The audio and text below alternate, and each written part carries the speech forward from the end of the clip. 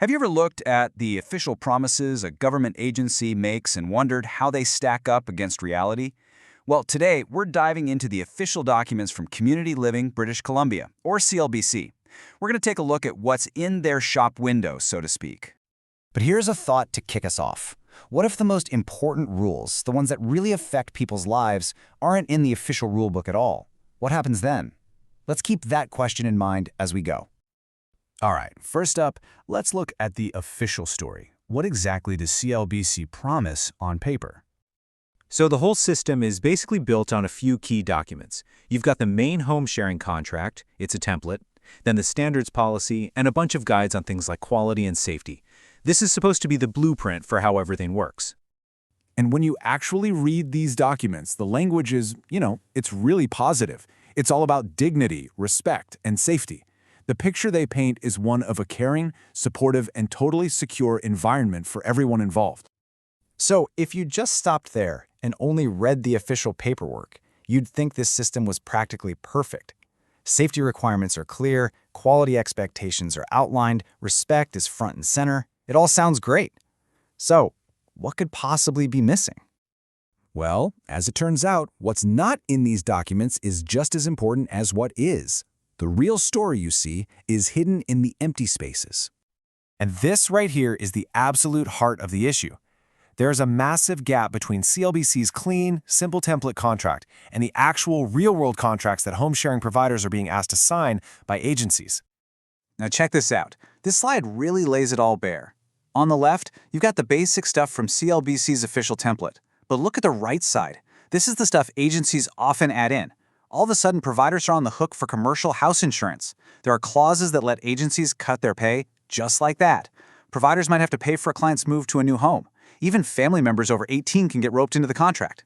And these broad indemnity clauses, they could leave a provider facing huge legal bills. And let me be clear, none of this is in the official CLBC playbook. Let's look at a real-world example, because this shows just how much these unwritten rules can end up costing people, financially speaking. Okay, so for decades, literally decades, agencies made providers pay for their own WorkSafe BC registration. Now, this was never an official CLBC rule. It was just this invisible cost buried in agency contracts that was quietly draining money from providers year after year.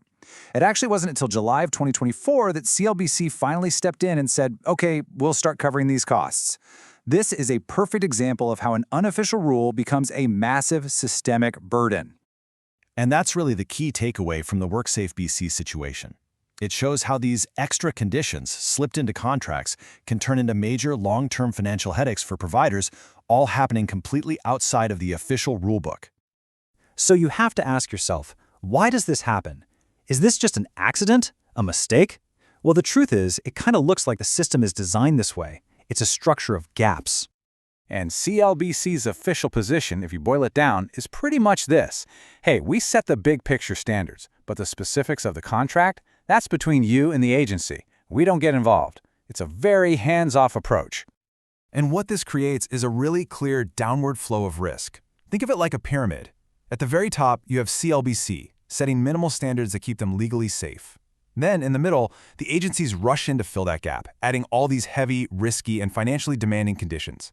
And who's at the bottom? The providers.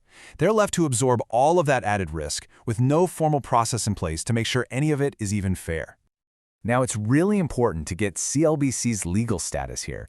It's a crown corporation. That means it was created by the government, and its official mandate spells out its accountability. But that accountability is primarily to the government. There's nothing in its founding act that says it has to police the contracts between agencies and providers to ensure fairness. So you're left with this huge paradox. The shop window looks fantastic. It's all about care and respect. But in the back room, providers are signing contracts with conditions that, let's be honest, most regular employees would never, ever agree to. And all of this leads to one final, critical question.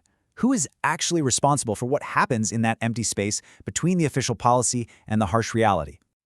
So this is the question we want to leave you with. Is CLBC's hands-off approach simply a legal reality, meaning their hands are tied and they truly can't intervene?